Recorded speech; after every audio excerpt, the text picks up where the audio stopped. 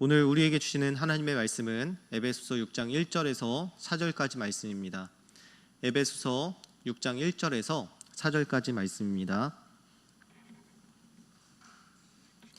하나님의 말씀을 다 함께 읽겠습니다. 자녀들아, 주 안에서 너희 부모에게 순종하라. 이것이 옳으니라. 내 아버지와 어머니를 공경하라. 이것은 약속이 있는 첫 계명이니 이로써 내가 잘되고 땅에서 장수하리라.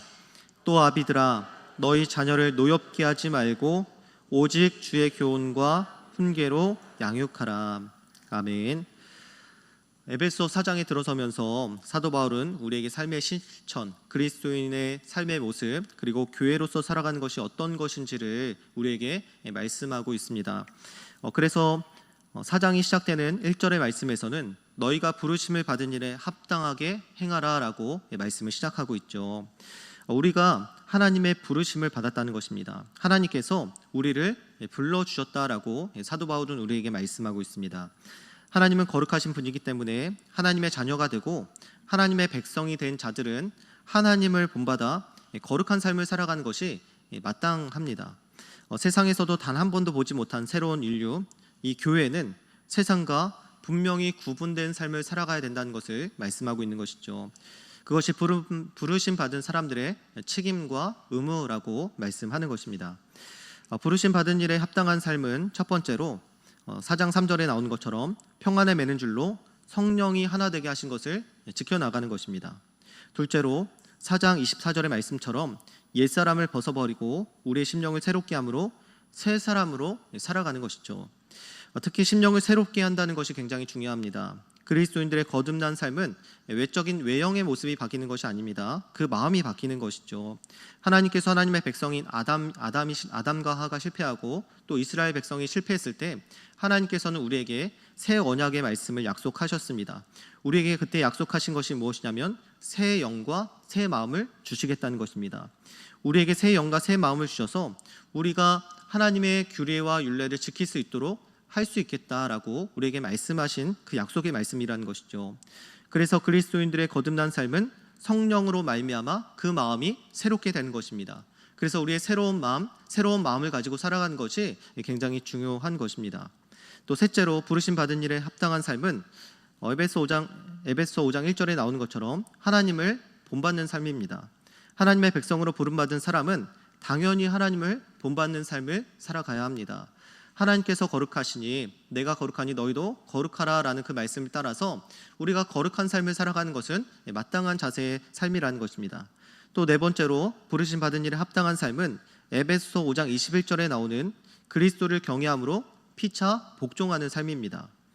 바울 사도가 에베소서를 썼을 당시에는 지금과 같은 이 대형 교회가 존재하지는 않았습니다. 이런 대형 교회가 생긴 것은 콘스탄틴 황제가 313년에 이 밀라노 칙령에 의해서 기독교를 공인하고 또 국교로 세우면서부터 이 대형 교회가 시작이 되었습니다. 당시에 도시의 중앙에는 교회가 자리 잡았고요. 그 도시에 사는 모든 사람들은 이 신앙을 가지고 있나 없나 상관없이 무조건 교회에 출석을 해야 했습니다. 지금도 카톨릭은 각 지역에 한 군데에만 교회가 있는 것을 우리가 볼 수가 있죠. 그 도시의 모든 사람들이 예배를 드리게 되니까 당연히 대형 교회가 생겨나게 된 것입니다. 하지만 이전에 초대교회는 소수의 인원들이 가정교회로 예배를 드렸습니다. 그러니까 사람들의 숫자가 많지 않고 가정에서의 역할이 굉장히 중요했다는 것입니다. 그래서 에베소서 그리고 골로새서의 말씀에서는 그리스도인들의 거룩한 삶에 대해 이야기하다가 갑자기 가정에 대한 말씀, 아내와 남편, 또 자녀와 부모, 또 종과 주인에 대한 말씀이 나오는 것이 전혀 이상한 말씀이 아니라는 것입니다. 당연히 그 당시에 대형 교회가 아니라 가정으로서 또 교회로서 살아가는 모습이 있어야 되기 때문에 그리스도인으로서 부름받은 합당한 삶은 그 가정에서 그리고 그 교회에서의 삶이 굉장히 중요한 삶이었기 때문에 그리스도인들의 마땅한 삶에서 가정에 대한 이야기가 나오는 것은 굉장히 자연스러운 말씀이라는 것입니다. 우리는 오늘 말씀을 통해서 당시 가정에 대한 개념이 오늘날처럼 아내와 남편 또 부모와 자녀만으로 이루어진 것이 아니라 또 종과 주인으로 이루어졌다는 사실을 또 발견하게 됐죠. 그리고 이 관계 안에서 그리스도를 경외함으로 피차 복종하는 것이 그리스도인으로서 마땅한 삶의 원리라는 것도 오늘 배우게 됩니다. 이전에 목사님들이 앞에 말씀을 통해서 설명하신 것처럼 당시 로마 사회에서 남편이 아내를 사랑하는 것은 당연한 것이 아니었습니다. 부모와 자녀 간에 또 주인과 종 간에 피차 복종하는 것도 당연한 일이 아니었다는 것이죠. 남편은 아내에게, 부모는 자녀에게, 주인은 종에게 복종만을 강요하는 것이 당시의 당연한 문화였습니다. 하지만 사도 바울은 일방적인 복종의 삶의 형태가 그리스도인으로서의 온전한 삶의 모습이 아니었다는 것을 우리에게 말씀하고 있는 것입니다. 당시의 당연한 사회적이고 문화적인 모습이었는데 이제는 아니라는 것을 우리에게 말씀하고 있는 것이죠. 왜 그렇습니까? 그리스도 때문이라는 것입니다. 사도 바울은 21절에서 그리스도를 경외함으로 5장 21절에서 그리스도를 경외함으로 피차 복종하는 것을 우리에게 말씀하고 있습니다. 우리가 그냥 서로 복종하는 것이 아니라 그냥 사람끼리 복종하는 것이 아니라 그리스도를 경외함으로 서로 피차 복종하라라고 우리에게 말씀하고 있는 것입니다. 그리스도를 경외한다는 것은 그리스도를 두려워하는 마음을 포함하는 것이기도 하지만 에베소 5장 2절의 말씀처럼 그리스도께서 너희를 사랑하신 것 같이 너희도 사랑 가운데 행하라 라는 의미가 더 지배적입니다. 그러니까 피차 복종한다는 것은 하늘보다 더 크시고 온 우주를 창조하신 예수 그리스도께서 우리를 사랑하시고 희생하셨듯이 우리도 서로 그래야 한다는 것을 그렇게 우리에게 말씀하고 있는 것입니다. 아무리 권위를 가지고 있는 남편이라도 또 자녀를 함부로 할 수 있는 부모라도 종을 함부로 할 수 있는 주인이라도 그리스도께서 우리를 위해 희생하신 사랑과 그 은혜를 생각한다면 그들의 강압적인 권위가 아무것도 아니라는 것을 우리에게 말씀하고 있는 것입니다. 그러므로 그리스도인들은 예수님께서 말씀하신 이 황금률의 말씀을 기억해야 될 필요성이 있습니다. 마태복음 7장 12절은 이렇게 말씀합니다. 그러므로 무엇이든지 남에게 대접을 받고자 하는 대로 너희도 남을 대접하라. 이것이 율법이요 선지자니라. 또 마가복음 10장 43절에서 45절은 이렇게 말씀합니다. 너희 중에는 그렇지 않을지니 너희 중에 누구든지 크고자 하는 자는 너희를 섬기는 자가 되고 너희 중에 누구든지 으뜸이 되고자 하는 자는 모든 사람의 종이 되어야 하리라. 인자가 온 것은 섬김을 받으려 함이 아니라 도리어 섬기려 하고 자기 목숨을 많은 사람의 대속물로 주려 함이니라. 또 야고보서 4장 10절은 이렇게 말씀합니다. 주 앞에서 낮추라. 그리하면 주께서 너희를 높이시리라. 하나님의 역사는 늘 역사 가운데 일어났습니다. 종이 되면 으뜸이 되고 남을 섬기게 되면 높아지게 된다는 것입니다. 우리 은평교회가 낮아지고 더 낮아져서 하나님 앞에서 높아지는 그런 아름다운 교회가 되기를 예수님의 이름으로 축복합니다. 이전 말씀이 아내와 남편에 대해서 다뤘다면 오늘은 자녀와 부모에 대한 말씀을 함께 살펴보고자 합니다. 에베소서 6장 1절의 말씀인데요. 우리 1절의 말씀을 함께 한 목소리로 읽겠습니다. 자녀들아 주 안에서 너희 부모에게 순종하라. 이것이 옳으니라. 이 말씀은 굳이 성경에서 말하지 않아도 사회적인 기조나 문화에서 통용되는 일반적인 가치입니다. 당연히 자녀들은 부모에게 순종하는 것이 마땅하죠. 오늘 6장 1절의 말씀에 보면 주 안에서 부모에게 순종하라라고 말씀하고 있는 것을 우리가 볼 수가 있습니다.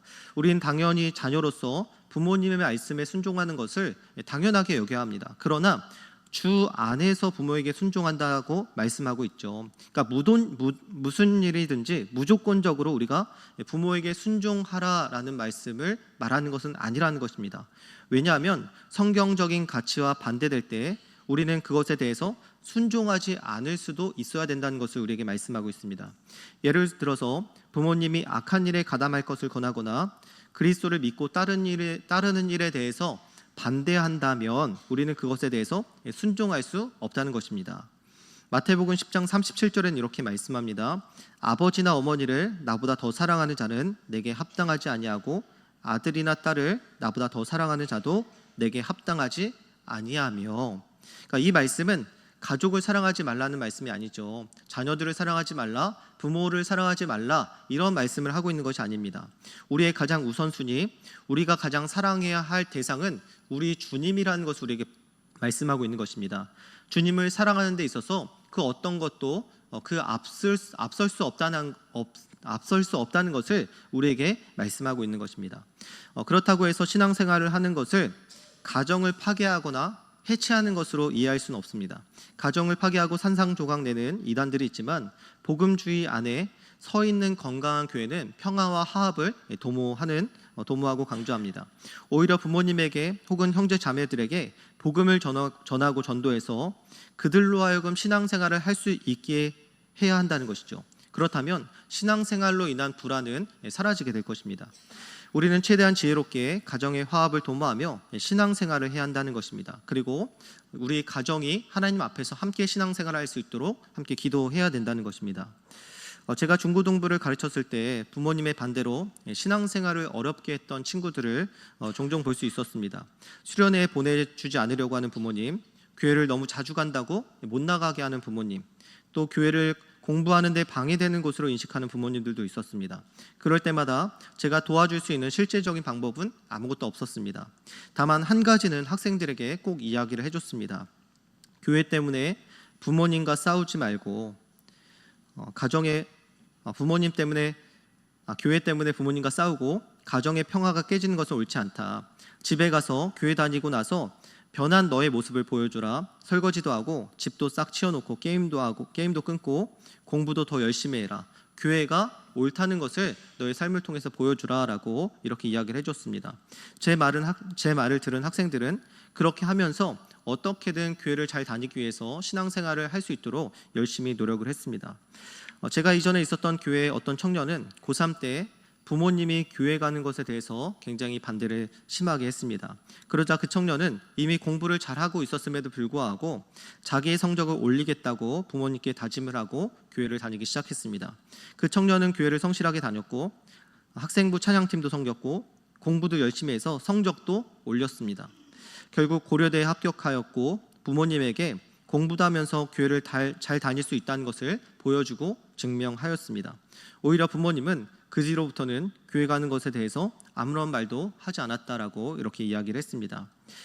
지금 이 시대의 한국에는 부모님의 핍박에 의해서 신앙생활을 못하거나 가정이 깨지는 경우는 거의 없습니다. 우리가 지혜롭게 잘 대처만 한다면 가정도 지키고 신앙생활도 지킬 수 있는 여건이 허락된다는 것이죠. 부모님이 악한 일을 권유하는 것, 신앙생활을 아예 못하게 하는 것만 아니라면 하나님께서 허락하신 가정의 질서를 위해 부모님께 순종하는 것은 당연합니다. 성경에서는 우리에게 이렇게 약속하죠. 우리 에베소서 6장 2절과 3절의 말씀을 우리 본문 말씀 같이 읽겠습니다. 내 아버지와 어머니를 공경하라. 이것은 약속 있는 첫 계명이니 이로써 내가 잘되고 땅에서 장수하리라. 십계명에서도 사람과의 관계 안에서 지켜야 하는 첫 계명을 내 부모를 공경하라 라고 말씀하고 있습니다. 그리고 이것을 지켰을 때 장수하게 될 것이다 라고 우리에게 말씀하고 있습니다. 이 말씀은 우리가 하나님 말씀에 순종했을 때 주시는 복을 이야기하는 것이기도 하지만 또 이러한 복을 받기 위해서라도 부모님께 순종하고 부모님을 공경하라는 뜻도 담겨져 있습니다. 물론 어렸을 때 부모님께 학대를 받거나 좋지 않은 기억들이 있는 사람들은 부모님에 대한 순종과 공경에 대해서 다 동의할 수는 없을 것입니다. 하지만 하나님께서 말씀하신 올바른 가정의 모습, 자녀로서 마땅히 해야 하는 행동 양식, 그리스도인 자녀로서의 삶의 태도는 그 기준이 바로 성경이라는 것입니다. 부모를 순종하고 또 부모를 공경하는 것, 그것이 우리의 삶의 마땅한 자세라는 것을 우리에게 말씀하고 있는 것입니다. 예수님께서도 우리에게 본을 보이시기 위해서 자신의 목숨을 내어주시면서까지 아버지 하나님께 순종하셨던 모습을 우리가 기억해야 할 필요성이 있습니다. 악한 부모일지라도 때로는 어렸을 때 상처가 있을지라도 부모에게 순종하면 하나님께서 복을 주신다는 것입니다. 왜냐하면 이것이 하나님과의 관계를 제외하고 인간과의 관계에서 가장 첫 번째 되는 계명이기 때문입니다. 주변에서 아프고 병든 노부모를 잘 모시는 훈훈한 이야기를 듣게 됩니다. 하지만 그렇지 못한 경우도 간혹 듣게 됩니다. 그리스도인의 삶의 모습은 부모님의 말씀에 순종하고 부모님을 공경하는 것에서부터 이웃 사랑이 시작된다는 것을 우리가 믿어야 할 줄로 믿습니다. 우리의 이웃은 다른 곳에 있지 않고 멀리 있는 사람이 우리의 이웃이 아니라 우리의 첫 번째 이웃은 우리의 가정 안에 있는 부모님, 자녀들, 또 배우자라는 사실을 우리가 기억할 필요가 있습니다. 자녀가 부모에게 순종하는 것은 당연해도 부모가 자녀들에게 사랑을 베푸는 것은 당연한 것이 아니었습니다. 윌리엄 바클레이는 당시의 상황을 이렇게 묘사하고 있습니다. 제가 읽어드리겠습니다. 로마의 아버지는 자기 가족에 대해 절대적인 권세를 가지고 있었다. 그는 그들을 종으로 팔 수도 있었고 심지어 사슬에 묶인 채 그의 밭에서 일하도록 할 수도 있었으며 법이 그 손안에 있었기 때문에 제멋대로 폭력을 가할 수 있었고 마음대로 형벌을 내릴 수 있었다. 심지어 자기 아이를 사형에 처할 수도 있었다. 하지만 이러한 충분한 권위를 갖고 있는 그 부모에 대한 말씀에 대해서 오늘 본문은 반대로 이렇게 말씀하고 있습니다. 우리 6장 4절의 말씀 우리 다시 한 목소리로 읽겠습니다. 시작. 또 아비들아 너희 자녀를 노엽게 하지 말고 오직 주의 교훈과 훈계로 양육하라. 쉽게 말해서 자녀들의 마음이 상하지 않도록 조심하라고 우리에게 말씀하고 있습니다. 정말 파격적인 말씀이 아닐 수 없죠. 당시에 비교했을 때 정말 파격적인 말씀입니다. 자녀를 사형에 처할 수 있는 권위를 가진 부모에게 자녀의 마음이 상하지 않도록 조심하라고 이렇게 권면한 것은 굉장히 그 당시에는 센세이션한 그런 내용이었다는 것이죠. 그러나 5장 21절은 이렇게 말씀하죠. 그리스도를 경외함으로 피차 복종하라. 이 말씀을 통해 그리스도인의 삶, 교회의 일원으로서의 삶이 완전히 달라졌다는 것을 우리에게 말씀하고 있습니다.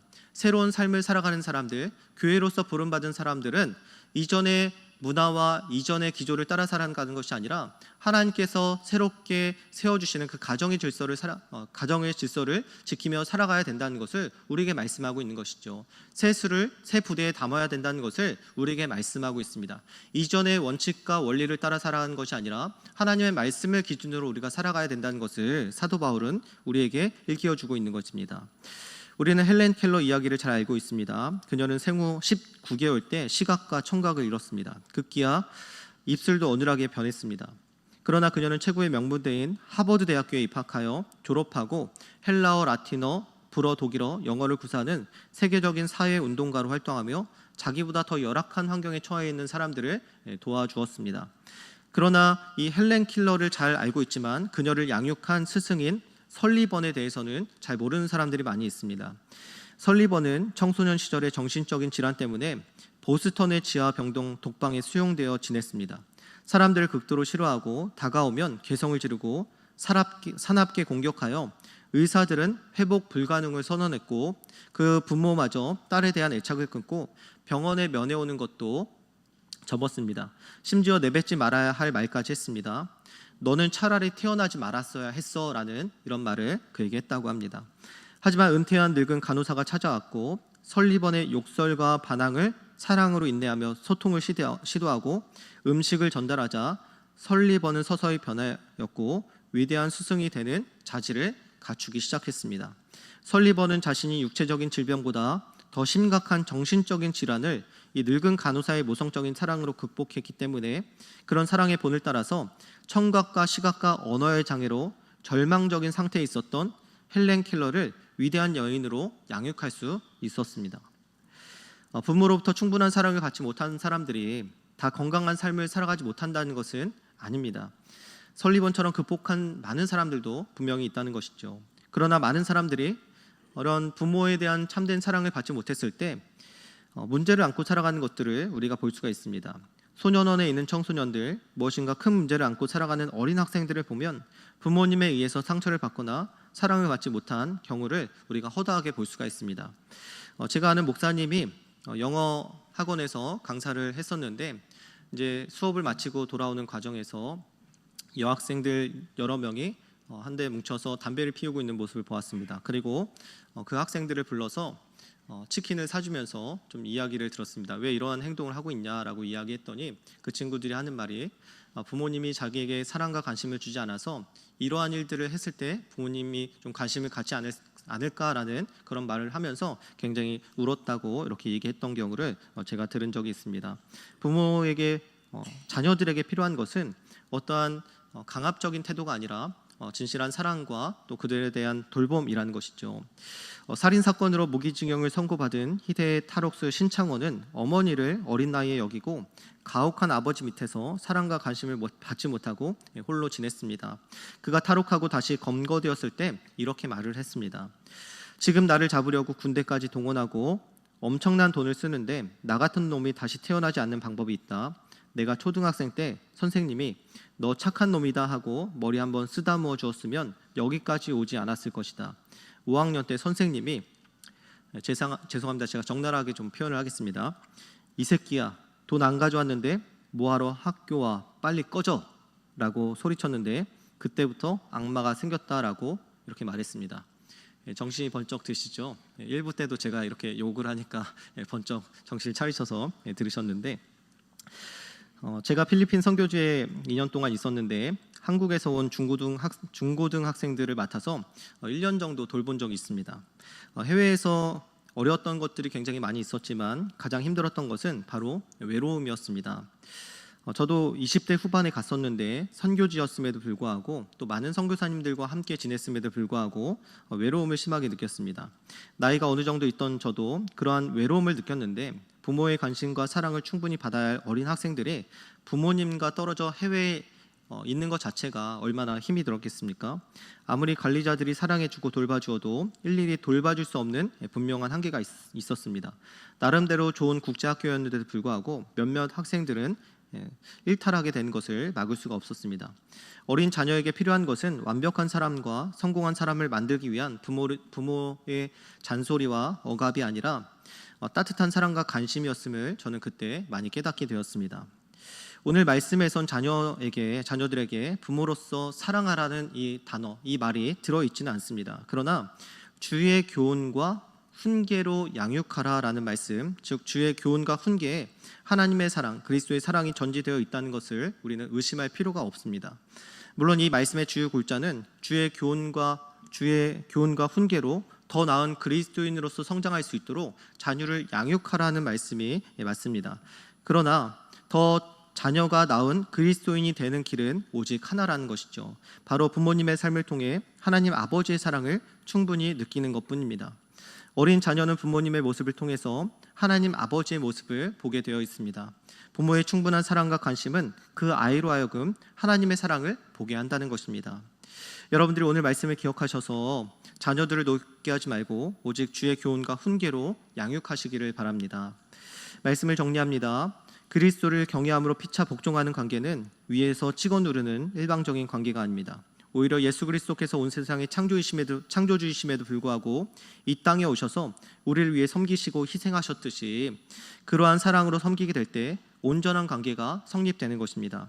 부모가 자녀보다 강하지만 시간이 지나면 자녀가 부모보다 더 강해지게 되어 있습니다. 그러므로 서로 섬기는 온전한 사랑만이 진실한 관계로 남게 될 것입니다. 부모에게 순종하며 공경하는 자녀를 예수님의 말씀으로 양육하고 돌보는 부모, 성경적인 가정의 모습이 우리 교회 안에서 계속해서 나타나게 되기를 예수님의 이름으로 축복합니다. 우리 함께 기도하겠습니다. 이 시간 함께 기도할 때 하나님, 우리 가정 안에 온전한 성경적인 모습, 성경적인 가정의 모습이 우리 안에 회복되게 하여 주시옵소서. 서로 피차 복종하는 그 이웃 사랑에 대한 그 관심이 멀리 있는 이웃이 아니라 우리 가정 안에 있는 가장 가까운 사람들이 우리가 사랑해야 할 가장 가까운 이웃임을 우리가 기억하게 하시고, 우리가 가정에서부터 회복이 일어나고 가정에서부터 서로 복종하고 가정에서부터 먼저 사랑하는 우리의 삶이 되게 해달라고 우리 주여 한번 외치고 함께 기도하겠습니다.